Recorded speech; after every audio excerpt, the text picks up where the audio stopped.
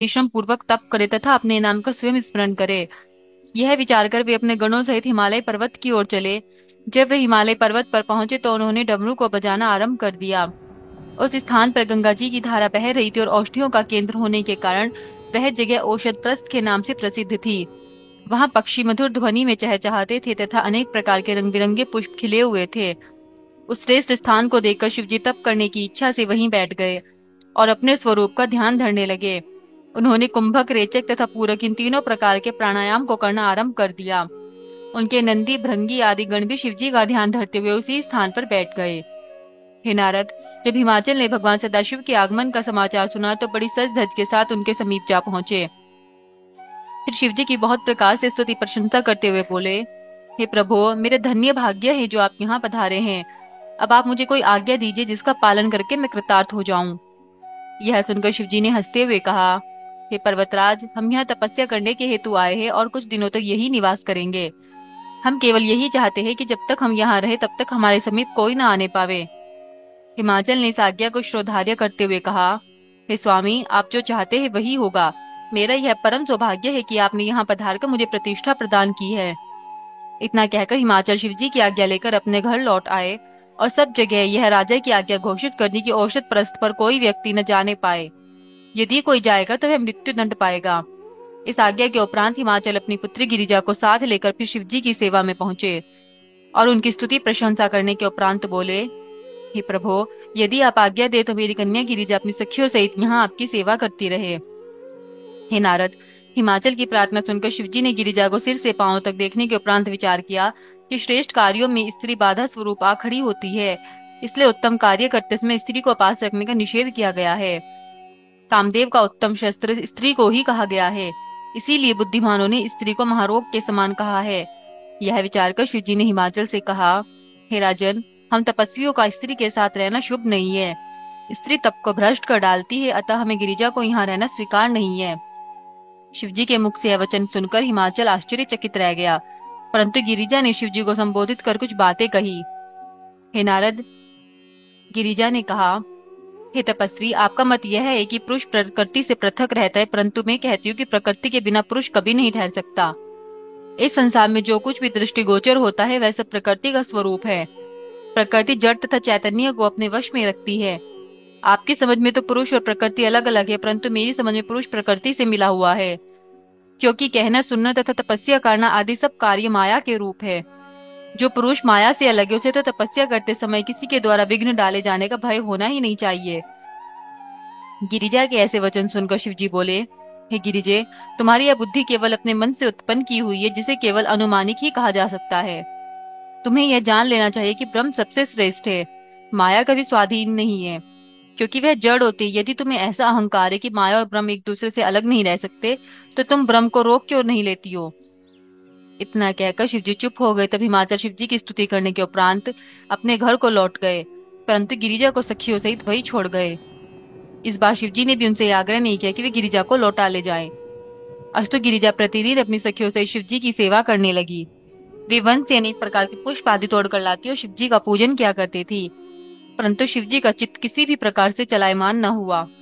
हे नारद, गिरिजा अपने मन में विचार किया करती थी कि शिवजी मुझे किस समय स्वीकार करेंगे। उधर शिवजी भी अपने मन में यह सोचते थे कि यदि मैं गिरिजा को इसी समय ग्रहण कर लूंगा तो इसे अपने मन में बहुत अहंकार हो जाएगा। इसके अतिरिक्त तीनों लोकों में मेरी निंदा भी होगी, क्योंकि उस समय लोग यह कहेंगे कि शिवजी ने काम के आवेश में गिरिजा को स्वीकार कर लिया। अस्तु जब गिरिजा मेरे लिए बहुत तपस्या करेगी तब मैं इसके मनोरथों को पूर्ण करूंगा। यह निश्चय कर शिवजी ध्यान में मग्न हो गए। उसी समय तारक नामक दैत्य के द्वारा दुखी होकर सब देवता मेरी शरण में आए। तब मेरे कहने से इंद्र ने कामदेव को बुलाकर शिवजी को वश में करने के लिए उसे हिमालय पर्वत पर भेजा। इंद्र की आज्ञा मानकर कामदेव शिवजी के पास गया, परंतु वहां उनकी क्रोध अग्नि में पड़कर भस्म हो गया।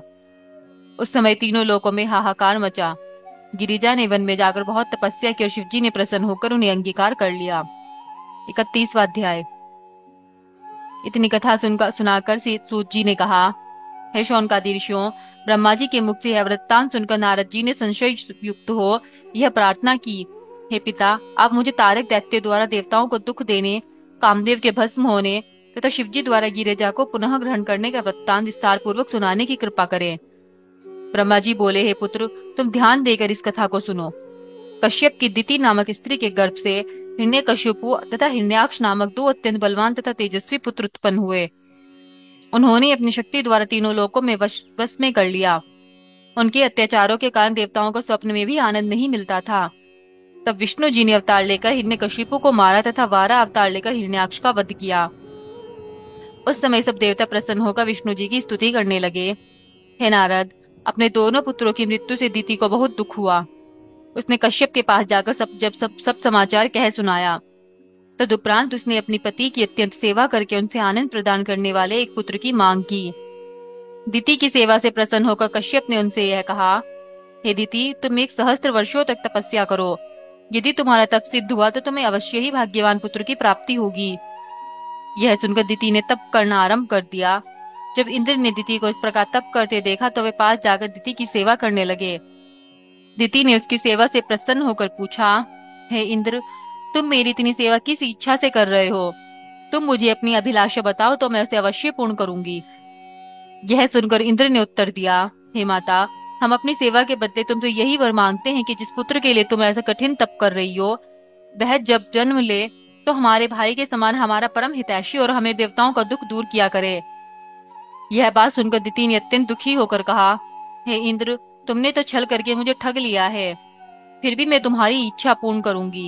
इतना कहकर दिति पुनः उग्र तप करने लगी। हे नारद, एक दिन अचानक ही दिति सोते समय अशुद्ध हो गई। उस समय इंद्र छिद्र के मार्ग द्वारा उसके गर्भाशय में प्रवेश कर गए। वहां पहुंचकर उन्होंने दिति के गर्भ में जो बालक था उसके 7 खंड कर डाले। परंतु इतने पर भी जब वह बालक नहीं मरा और एक के स्थान पर 7 रूपों में विभाजित हो गया, तब इंद्र ने उनमें से प्रत्येक खंड के 7-7 टुकड़े और कर दिए। इस प्रकार वे सब 49 टुकड़े हो गए, परंतु वे सब टुकड़े मृत्यु को प्राप्त न कर अलग अलग बालक के रूप में जीवित बने रहे। यह देखकर इंद्र दिति के गर्भाशय से बाहर निकल आए। इस बीच दिति की नींद टूट गई। तब उन्होंने अत्यंत चिंतित होकर इंद्र से पूछा कि कुछ देर पूर्व मेरे गर्भाशय में किसने प्रवेश किया था। दिति की बात सुनकर इंद्र ने उन्हें सब सच्चा वृत्तांत कह सुनाया। उस घटना को सुनकर दिति को अत्यंत प्रसन्नता हुई। जब वे 49 खंड बालक के रूप में प्रकट हुए, तब उनका नाम मरुदगण अर्थात वायु रखा गया। वे 49 मरुदगण इंद्र के भाई होकर देवपद को प्राप्त हुए। हे नारद, मरुदगणों के जन्म के पश्चात दिति ने कश्यप जी की फिर से बहुत सेवा की और यह कहा कि हे प्रभु, अब आप मुझे एक ऐसा लड़का दीजिए जिसके शरीर पर किसी भी शस्त्र का प्रभाव न हो सके। यह सुनकर कश्यप ने उत्तर दिया, हे दिति, तुम 10 सहस्त्र वर्षों तक तपस्या करो तो तुम्हें निश्चित ही ऐसे पुत्र की प्राप्ति होगी। पति की आज्ञा अनुसार दिति ने पुनः 10 सहस्त्र वर्षों तक कठिन तप किया। जब उसकी तपस्या पूर्ण हुई तो उसके गर्भ से एक बालक ने जन्म लिया। उसका नाम वज्रांग रखा गया। वह बालक महाप्रतापी, तेजस्वी, धीरवीर तथा बुद्धिमान था। उसने अपनी माता दिति की आज्ञा से इंद्र को पकड़ लिया। फिर उसे लात घूंसों से अच्छी तरह से पीटकर पृथ्वी पर घसीटता हुआ अपनी माता के सामने लाकर खड़ा कर दिया। हार कर इंद्र ने वज्रांग की अधीनता स्वीकार कर ली। हे नारद, जब मैंने इंद्र की यह दशा देखी उस समय मैंने तथा कश्यप ने वज्रांग के पास जाकर यह कहा, हे पुत्र, तुमने इंद्र को अपने वश में कर लिया है।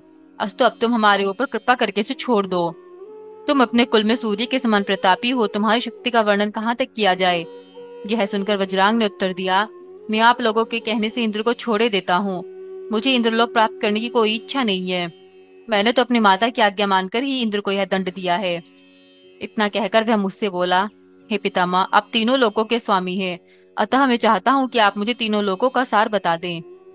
उसकी बात सुनकर मैंने बहुत देर तक सोच विचार करने के उपरांत उसे तपस्या तथा योग का सार बता दिया और वारांगी नामक एक स्त्री देकर उसे बोला, हे वज्रांग, यह स्त्री तुम्हारी पत्नी होगी, तुम इसे स्वीकार करो। हे नारद, इतना करके मैं तो अपने लोक को लौट आया। उधर वज्रांग समुद्र में घुसकर तपस्या करने लगा। उसकी स्त्री वारांगी भी समुद्र के तट पर स्थिर एक पर्वत के समीप बैठकर तपस्या करने लगी। उस समय इंद्र ने उसकी तपस्या भ्रष्ट करने के लिए अपने अनेक सेवकों को भेजा। उन्होंने अनेक प्रकार के स्वरूप धारण कर वारांगी को डराया, परंतु उस स्त्री के ऊपर किसी का कुछ वश न चला। यह देखकर इंद्र ने अत्यंत भयभीत तो मनुष्य रूप धारण कर उसके शरण में पहुंचा। परंतु जैसे ही वारांगी ने उसकी ओर अपनी दृष्टि घुमाई, वैसे ही इंद्र की संपूर्ण माया इस प्रकार लुप्त हो गई जिस प्रकार शिवजी के दर्शन प्राप्त करके संपूर्ण पाप नष्ट हो जाते हैं। तब इंद्र अपने गणों के साथ उस स्थान से चला गया। हे नारद, कुछ समय बाद वज्रांग की तपस्या से प्रसन्न होकर मैं उसे वर देने के लिए पहुंचा। उस समय उसने मेरी बहुत प्रार्थना करते हुए यह कहा, हे पितामह, आप मुझे अपना सेवक जानकर यह वरदान दीजिए कि मुझ में आसुरी भाव उत्पन्न न हो, मेरा मन धार्मिक कार्यों में सदैव लगा रहे। वज्रांग की विनती सुनकर मैंने उसे इच्छित वरदान दे दिया और अपने लोक को लौट आया। तदुपरांत वज्रांग भी जल से बाहर निकलकर अपनी स्त्री के पास जा पहुंचा। स्त्री ने उसे देखकर रोते हुए इंद्र के गणों द्वारा कष्ट देने का सब हाल कह सुनाया। परंतु वज्रांग ने उसे शांत करते हुए धर्म का उपदेश दिया और यह कहा कि हमें इंद्र के ऊपर क्रोध करना उचित नहीं है। उस समय तो वारांगी यह सुनकर चुप रह गई। जब कुछ समय से पति की सेवा करते हुए व्यतीत हुए, तब एक दिन उसने वज्रांग से कहा कि हे स्वामी, इंद्र हम लोगों का शत्रु है और उसने मुझे बहुत दुख दिया। अस्तु आप मेरी मनोभिलाषा पूर्ण करने के निमित्त मुझे एक ऐसा पुत्र दीजिए जो इंद्र से मेरे अपमान का बदला ले सके। इतना कहकर वह अपने पति के चरणों में गिर पड़ी। 32वां अध्याय। ब्रह्मा जी ने कहा, हे नारद, अपनी स्त्री के मुख से यह शब्द सुनकर वज्रांग ने अपने मन में दुखी होकर यह विचार किया कि अब मुझे क्या करना चाहिए। मेरी पत्नी तो देवताओं से शत्रुता करना चाहती है। मैं यह नहीं समझ पा रहा हूँ कि मुझे क्या करना उचित है और क्या करना अनुचित है। नियम यह है कि यदि स्त्री का मनोरथ पूर्ण हो जाए तो वह अत्यंत सुख देने वाली होती है। उसके कारण तीनों लोकों में किसी को प्रसन्नता नहीं होती। इसके विपरीत जो स्त्री के मनोरथ को पूर्ण नहीं करता तो वह भी लोक में दुख पाता है और अंत में नरक में गिरता है। इस विचार से वज्रांग बहुत दुखी होकर तपस्या करता रहा। बहुत समय तक वह उसी अवस्था में बैठा रहा। अंत में मैं उसकी तपस्या से प्रसन्न होकर उसे वरदान देने के लिए पास पहुंचा। उस समय उसने मेरी बहुत स्तुति करते हुए यह मांग की कि मेरा एक ऐसा पुत्र उत्पन्न हो जो परम तेजस्वी, बलवान तथा अपनी माता को आनंद देने वाला सिद्ध हो। मैं उसे इच्छित वरदान देकर अपने लोक को लौट आया। तब वज्रांग ने भी अपने घर पहुंचकर वारांगी को वरदान पाने का सवाल कह सुनाया। हे नारद, कुछ समय बाद वारांगी गर्भवती हुई। उसके गर्भ से जो बालक उत्पन्न हुआ, उस समय संसार में अनेक प्रकार के उपद्रव होने लगे। पृथ्वी पर भूकंप आने लगे, आकाश से तारे टूट टूट कर गिरने लगे। इस प्रकार उस दुखदाई बालक ने जन्म लिया। वज्रांग ने नियम अनुसार जात कर्मादि संस्कारों को संपन्न किया। उसकी माता को भी अत्यंत प्रसन्नता हुई। वह बालक अपने माता पिता के दुख को दूर करने के लिए उत्पन्न हुआ था, इसलिए उसका नाम तारक रखा गया। हे नारद, कुछ समय बाद जब वह लड़का बड़ा हुआ, तब उसने अपनी माता की आज्ञा से पारिजात पर्वत पर जाकर तीनों लोगों को विजय प्राप्त करने की इच्छा से तप करना आरंभ कर दिया। वह 100 वर्षों तक पांवों के अंगूठे के बल खड़ा रहा, तपस्या करता रहा। गर्मियों के दिनों में वह अग्नि में तपा तथा अन्य ऋतुओं में वन में बैठा रहा। जाड़े के दिनों में उसने पानी के भीतर खड़े होकर तपस्या की। उसकी इस कठिन तपस्या को देखकर भी जब शिवजी प्रसन्न नहीं हुए, तब उसने आसुरी यज्ञ करना आरंभ कर दिया और उसने अपने शरीर को काट काट कर अग्नि में हवन करने का व्रत लिया। जब उसकी इस कठिन तपस्या से तीनों लोग जलने लगे, उस समय सब देवताओं ने मेरे पास आकर अपने दुख को सुनाते हुए कहा, हे ब्राह्मण, तीनों लोकों में यह कैसी अग्नि फैल रही है। हम सब लोग इसमें पड़कर भस्म हुए जाते हैं। अस्तु आप हमारी रक्षा करने की कृपा करें। हे नारद, देवताओं की प्रार्थना सुनकर मैंने बहुत विचार किया, परंतु शिवजी की माया को किसी प्रकार नहीं समझ सका। तब मैं उन सबको अपने साथ लेकर विष्णु जी के पास जा पहुंचा। विष्णु जी भी शिव की माया को नहीं जान सके। तब हम सब लोग शिव जी के पास पहुंचे और स्तुति प्रणाम करने के उपरांत उनसे कहने लगे, हे प्रभु, हम सब आपकी शरण में आए हैं। आप सबसे श्रेष्ठ तथा सबके स्वामी हैं। अस्तु आप कृपा करके हमारे दुख को दूर कीजिए। हमारी प्रार्थना सुनकर शिवजी ने हंसते हुए कहा, हे देवताओं, तारक द्वारा कठिन तपस्या किए जाने के कारण ही सब लोगों की यह दशा हो रही है। वह देवताओं को दुख देने के लिए उग्र तप कर रहा है, इसलिए हम उसे वरदान देने में संकोच करते हैं। शिवजी के मुख से यह वचन सुनकर देवताओं ने अत्यंत अचरज में भरकर कहा, हे प्रभु, आप तारक को वरदान अवश्य दे दे, क्योंकि उसे वरदान देने पर हम इतनी जल्दी नष्ट नहीं होंगे जितने इस समय अग्नि के कारण भस्म हुए जाते हैं। तब शिवजी बोले, हे देवताओं, क्या तुम में से कोई भी इतना बलवान नहीं है जो अपनी माया द्वारा तारक की तपस्या को भ्रष्ट कर दे। यह सुनकर विष्णु जी ने अहंकार में भरकर उत्तर दिया, हे प्रभु, यदि आप मुझे आज्ञा दे तो मैं तारक की तपस्या को भंग कर सकता हूँ। विष्णु जी की यह बात सुनकर शिवजी ने उन्हें आज्ञा दे दी। तब विष्णु जी मोहिनी रूप धारण करके तारक के पास जा पहुंचे, परंतु शिवजी की लीला के कारण वे तारक पर कुछ भी प्रभाव नहीं डाल सके और असफल मनोरथ होकर लौट आए। इतनी कथा सुनकर ब्रह्मा जी ने कहा, हे नारद, शिवजी की माया अत्यंत बलवान है। इसके कारण विष्णु जी मोहिनी स्वरूप धारण करके भी शिव भक्त तारक की तपस्या भ्रष्ट करने में असमर्थ रहे।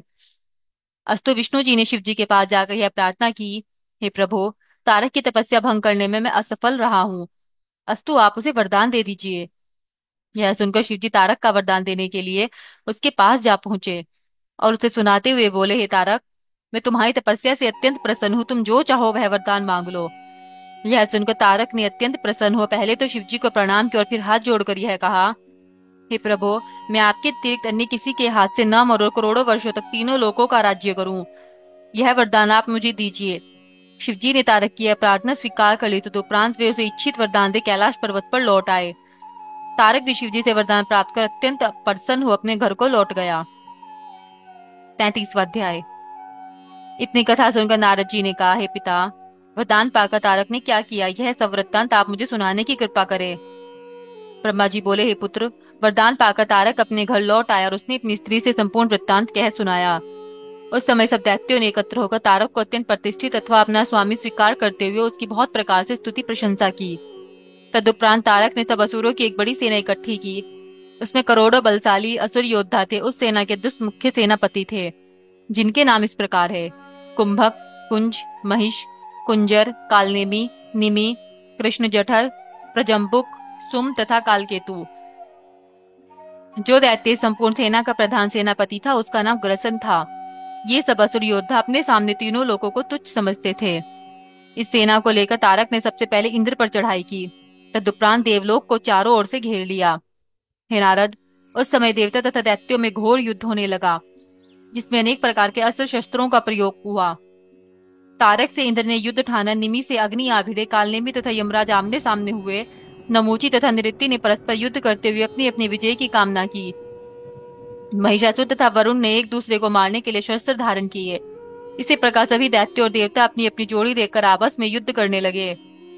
हे नारद, उस समय तारक ने अपना तेज प्रकट करके इंद्र को परास्त कर दिया।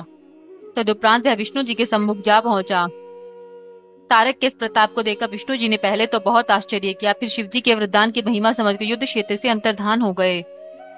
इस प्रकार तारक ने इस युद्ध में विजय पाकर सब देवताओं को बंदी बना लिया। तदुपरांत वह उन्हें अपनी राजधानी में ले गया और बंदी गृह में डालकर अनेक प्रकार की यंत्रणा देने लगा। जिस स्थान पर महानदी समुद्र में जा मिली है, उसी स्थान पर तारक की राजधानी थी।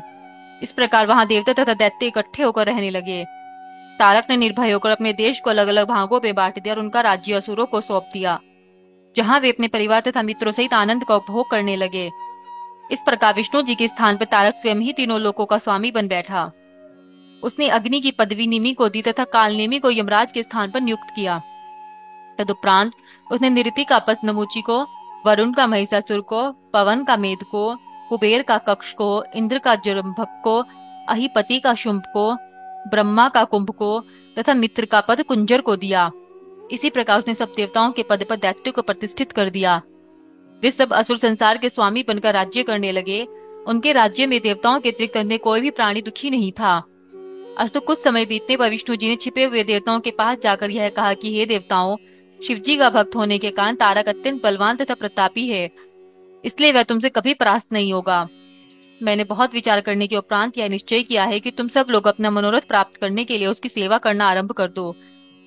तुम नट का स्वरूप धारण करके उसके पास जाओ और अपने कौशल द्वारा उसे प्रसन्न करो। जब वह प्रसन्न हो जाएगा तब तुम्हें अवश्य छोड़ देगा। तदुपरांत सब देवता नट का रूप धारण कर तारक के पास जा पहुंचे और उससे ऐसी बातें की जिनके कारण वह अत्यंत प्रसन्न हो गया। तब तारक ने देवताओं से कहा, हे देवताओं, तुम जो चाहो वह मुझसे मांग लो। यह सुनकर देवताओं ने प्रार्थना की, हे असुरराज, यदि आप हम पर प्रसन्न हैं तो देवताओं को अपने बंदीगृह से मुक्त कर दीजिए। देवताओं की इस प्रार्थना को स्वीकार कर तारक ने उनके सभी साथियों को बंदीगृह से मुक्त कर दिया। तब वे भी अपने लोक को चले गए। हे नारद, तारक के राज्य में देवताओं के अतिरिक्त और कोई दुखी नहीं था। यह बात तुम्हें भली भांति जान लेनी चाहिए। 34वां अध्याय।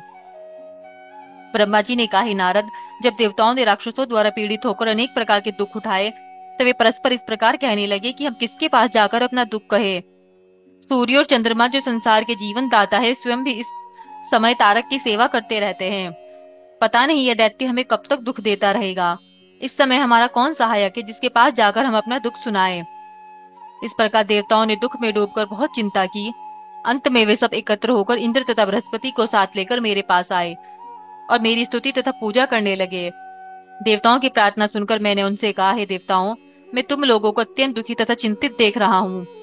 इंद्र के मुख पर भी कोई तेज दिखाई नहीं देता है। पुत्रो, तुम मुझे अपने यहाँ आने का सब कारण कह सुनाओ।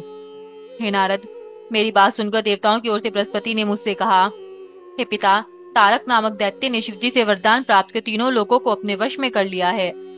उसके भय से सूर्य ने भी अपने तेज को ठंडा कर लिया है तथा चंद्रमा भी अपनी संपूर्ण कलाओं सहित उसकी सेवा में हर समय उपस्थित रहता है।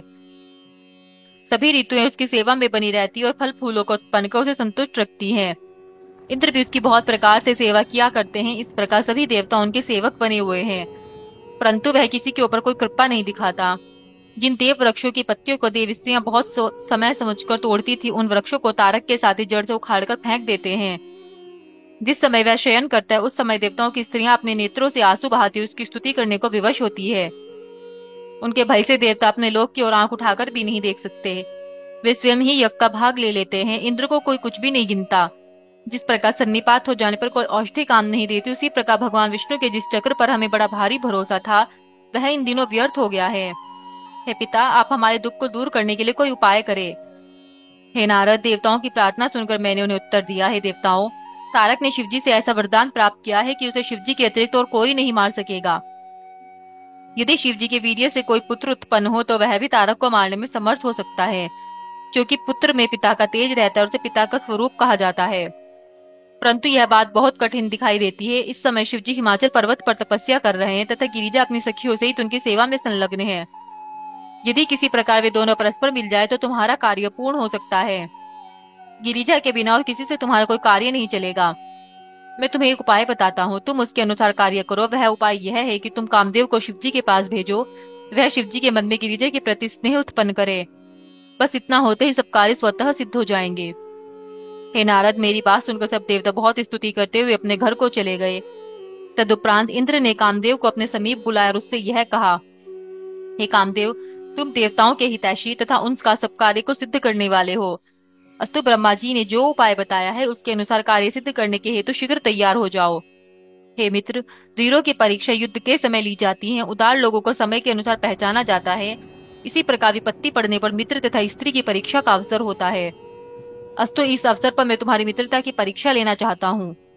इस कार्य में केवल मेरा ही स्वार्थ नहीं है, अपितु अन्य सब लोगों का भी हित है। हे नारद, इंद्र की बात सुनकर कामदेव ने उत्तर दिया, हे देवराज, मैं आपकी प्रत्येक आज्ञा का पालन करने को प्रस्तुत हूँ। यदि कोई व्यक्ति आपका पद प्राप्त करने के लिए तपस्या कर रहा हो तो मैं उसके तप को इसी समय भ्रष्ट कर सकता हूँ। देवता, दैत्य, ऋषि आदि सभी लोग मेरे वश में रहते हैं। मनुष्य तो सेवकों की भांति मेरी पूजा किया करते हैं। अस्तु, आप अपने हृदय में अब किसी प्रकार की चिंता न करें। कामदेव की इन बातों को सुनकर इंद्र ने अत्यंत प्रसन्न हो उसे अपने पास बैठाते हुए कहा, हे मनमत, मैं जिस कार्य के लिए तुमसे कहने जा रहा था उसे तुम स्वयं ही बता रहे हो। यह अत्यंत शुभ है। अब सुनो। तारक दैत्य ने शिवजी की तपस्या करके उनसे अमोघ वरदान प्राप्त किया है। उसने धर्म कर्म को नष्ट करके उस वरदान के बल पर देवताओं के संपूर्ण सुखों को छीन लिया है और उनके पदों पर अपने साथी दैत्यों को प्रतिष्ठित कर दिया है। उसके ऊपर देवताओं के सभी अस्त्र शस्त्र निष्फल हो गए हैं। इस कारण सभी देवता अत्यंत चिंतित एवं दुखी हैं। ब्रह्मा जी ने इस कष्ट से मुक्ति प्राप्त करने का यह उपाय बतलाया है कि शिवजी के वीर्य द्वारा किसी पुत्र की उत्पत्ति हो तो वह तारकासुर का वध करने में समर्थ हो सकेगा। अब कहना यह है कि गिरिजा अपनी सखियों सहित उनकी सेवा में संलग्न है। तुम अपनी माया द्वारा शिवजी को मोहित करके उनका संयोग गिरिजा के साथ करा दो। ऐसा करने से शिवजी के द्वारा पुत्र उत्पन्न होना संभव हो जाएगा। 35वां अध्याय। ब्रह्मा जी ने कहा, हे नारद, इंद्र की बात को कामदेव ने स्वीकार कर लिया। तदुपरांत वह शिवजी पर विजय प्राप्त करने के हेतु इंद्र से विदा लेकर अपनी पत्नी के साथ चल दिया। जिस समय वह चला उस समय अनेक प्रकार के अपशकुन होने लगे। होनी के वशीभूत होकर उसने उन अपशकुनों पर कोई विचार नहीं किया। उसने वसंत आदि अपनी संपूर्ण सेना को एकत्र किया और अत्यंत अहंकार में भरकर शिवजी पर विजय प्राप्त करने के लिए हिमाचल पर्वत की ओर प्रस्थान किया। मार्ग में वह इस बात पर निरंतर विचार करता चला जा रहा था कि मैं शिवजी के ऊपर किस प्रकार विजय पाऊंगा। अस्तु, जब वह शिवजी के समीप पहुंचा उस समय उसने अपनी माया द्वारा सब और वसंत ऋतु को फैला दिया। वसंत ऋतु के फैलते उस स्थान पर चारों ओर रंग बिरंगे फूल खिल गए तथा लताओं ने प्रकट होकर वृक्षों से आलिंगन करना आरंभ कर दिया। अनेक प्रकार के पक्षी मीठे स्वरों में चहचहाने लगे। जिन लोगों को अपने ज्ञान का बड़ा अभिमान था वे भी कामदेव की माया में पड़े बिना न रहे। सबका तप और संयम नष्ट हो गया। चराचर जगत में ऐसा कोई भी प्राणी नहीं बचा जिसे कामदेव के बाणों ने न घायल किया हो। यद्यपि यह अवस्था एक मुहूर्त भर ही रही, परंतु इसी बीच सब लोगों का विवेक नष्ट हो गया। संपूर्ण संसार तो कामदेव के वशीभूत हुआ, परंतु शिवजी और उनके गणों पर कामदेव का कोई प्रभाव न पड़ा। जिस समय कामदेव शिवजी के पास पहुंचा उस समय उसका संपूर्ण बल नष्ट हो गया। कामदेव की शक्ति क्षीण होते हुए संसार के सभी प्राणी उसी प्रकार पूर्व स्थिति में आ गए जिस प्रकार की नशा उतर जाने पर मनुष्य होश में आ जाता है। हे नारद, उस समय कामदेव अपने मन में इस प्रकार विचार करने लगा, मुझसे यह बड़ा अपराध हुआ जो मैं अपने अहंकार में भरकर शिवजी का चित्त दिखाने के लिए यहाँ चला आया। अब शिवजी के क्रोध से मेरी मृत्यु अवश्य ही होगी। यह विचार कर कामदेव कुछ समय तक तो चिंता में पड़ा रहा। अंत में उसने निश्चय किया कि पर उपकार के लिए यदि मुझे प्राण भी त्याग देने पड़े तो वह शुभ ही है। साथ ही यदि मेरी मृत्यु शिवजी के द्वारा हुई तो मैं भी शिवगणों में गिना जाऊंगा। अस्तु मुझे मृत्यु का भय त्याग कर देवताओं का कार्य सिद्ध करना चाहिए। यह निश्चय कर कामदेव ने पुनः अपनी शक्ति को प्रदर्शित किया और संपूर्ण संसार को पहले के ही समान फिर अपने वश में कर लिया। शिवजी ने यह दशा देखकर अपने मन को दृढ़ता पूर्वक वश में कर लिया और हठ योग साध करके बैठ गए। यह देखकर कामदेव अपने धनुष पर बाण चढ़ा शिवजी की बाईं ओर जा खड़ा हुआ। उस समय तपोभूमि में शिवजी के अतिरिक्त ऐसा कोई नहीं था जिसे उसने मोहित न कर लिया हो। वह छिपकर समय की प्रतीक्षा करने लगा। अस्तु जिस समय शिवजी अपना ध्यान छोड़कर आसन पर बैठे और गिरिजा पूजन की सामग्री लेकर उनके पास आई, उसी समय कामदेव ने उचित अवसर जानकर अपने बाणों को कान तक खींचकर शिवजी के हृदय पर छोड़ दिया। उसके लगते ही शिवजी के मन में प्रीति का अंकुर उत्पन्न हो गया। उस समय शिवजी भी कामदेव के वशीभूत हो मुस्कुराते हुए गिरिजा के सुंदर अंगों की प्रशंसा करने लगे और यह इच्छा प्रकट करने लगे कि गिरिजा का हाथ पकड़कर अपने पास खींच लिया जाए। उस समय गिरिजा नारी सुलभ लज्जा के कारण संकुचित हो कुछ पीछे की ओर हट गई। हे नारद, यह दशा देखकर शिवजी ने अपने मन में विचार किया कि यह क्या कारण है जो हम इस स्त्री के द्वारा चले गए हैं। ऐसा कौन सा प्रतापी है जिसने हमें ऐसा आचरण करने के लिए विवश कर दिया। यह विचार कर ज्यों ही उन्होंने चारों दृष्टि घुमाई त्यों ही उन्हें अपने बाईं ओर एक वृक्ष की आड़ में छिपा हुआ कामदेव दिखाई दे गया। उस समय शिवजी के भयानक रूप को देखकर तीनों लोग कांपने लगे और यह प्रतीत होने लगा मानो प्रलय होने ही वाली है।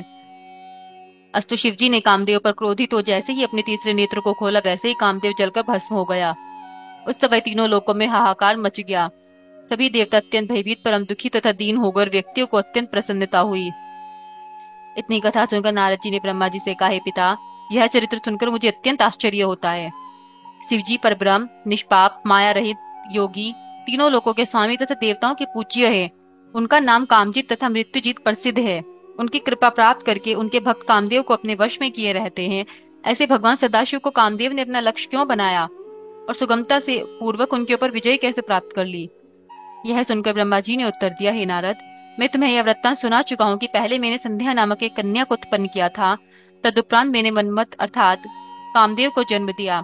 फिर मैंने कामदेव को यह वरदान भी दिया कि तुम तीनों लोगों के स्वामी बनकर सब लोगों को अपने वश में रखोगे। यहाँ तक कि मैं, विष्णु तथा शिव भी तुम्हारे वशीभूत हो जाएंगे।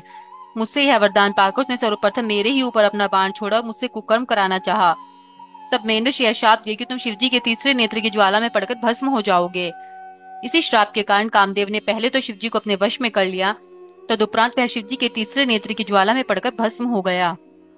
जिस समय शिवजी ने कामदेव को भस्म कर दिया उस समय कुछ लोगों को दुख हुआ और कुछ लोग सुखी हुए। गिरिजा को भी अत्यंत आश्चर्य हुआ। उस समय उनके शरीर से बहुत पसीना छूटा और वे अपने सौंदर्य का अहंकार त्याग कर मूर्छित हो गई। उनका कमल के समान मुख प्रभातकालीन चंद्रमा के समान तेजहीन हो गया। जब सखियों ने उनकी इस अवस्था को देखा तो वे गिरिजा का हाथ पकड़कर उनका उपचार करने लगी। तदुपरांत चैतन्यता प्राप्त होने पर गिरिजा अत्यंत लज्जित हो अपने घर लौट आई। हे नारद, इस घटना के उपरांत शिवजी भी हिमाचल पर्वत को छोड़कर अपने कैलाश पर्वत पर चले गए। शिवजी के चले जाने पर गिरिजा की यह दशा हुई कि वे हर समय शिवजी के चरित्रों का ध्यान करती हुई उन्हीं के स्मरण में संलग्न हो गई।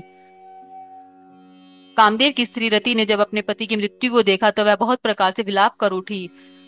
वह अपने पति के चरित्रों का वर्णन करती हुई हाय हाय शब्द का उच्चारण करती थी और अपने शरीर की सुधि बुद्धि को भुला बैठी थी।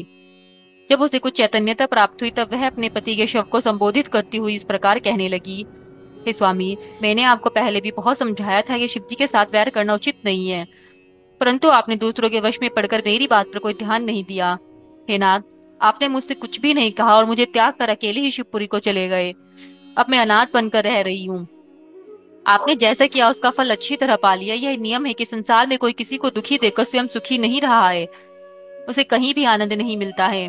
हे पति, आप तो शिवगुणों में सम्मिलित हो गए, परंतु अब मेरा कोई नहीं रहा। इस प्रकार की बातें कहते हुए रति ने बहुत विलाप किया। 36वां अध्याय। ब्रह्मा जी ने कहा, हे नारद, मैं, विष्णु तथा अन्य सभी देवता रति को साथ लेकर शिवजी की शरण में गए और उन्हें प्रणाम करके इस प्रकार स्तुति करने लगे, हे प्रभु, हम सब लोग शोक रूपी समुद्र में डूब रहे हैं, अतः आप हमारा उद्धार करने की कृपा करें। हमारी प्रार्थना को सुनकर शिवजी ने प्रकट होकर दर्शन दिया। उस समय वे परम हंसों के समान स्वरूप धारण किए हुए थे। उनके उस सुंदर रूप को देखकर हम सबको अत्यंत प्रसन्नता हुई। तब मैंने अलग अलग खड़े होकर शिवजी की प्रार्थना की। शिवजी ने प्रसन्न होकर हम सबको संबोधित करते हुए कहा, हे देवताओं, तुम सबने जो हमारी स्तुति की है उससे हम अत्यंत प्रसन्न हुए हैं। जो मनुष्य इस स्तुति को पढ़ेगा उस पर सदैव कृपा किया करेंगे। अब तुम जो चाहो वह हमसे मांग लो। शिवजी के मुख से निकले हुए उन शब्दों को सुनकर हमने उससे कहा, हे प्रभु, आप हमारे मन की इच्छा को भली भांति जानते हैं, हम स्वयं आपसे क्या कहें। हे नारद, यह सुनकर शिवजी ने हंसते हुए कहा, हे देवताओं, हमने ब्रह्मा के श्राप को सत्य करने के लिए ही कामदेव को भस्म किया है। अब हम तुम्हें वरदान देते हैं कि आज से कामदेव शरीर रहित होकर अतनु के नाम से संसार में प्रसिद्ध होगा और उसकी उत्पत्ति मन के द्वारा हुआ करेगी। उचित समय आने पर हम रति को उसका स्वरूप भी दिखा देंगे। तब वह हमारे पास इसी कैलाश पर्वत पर निवास किया करेगा।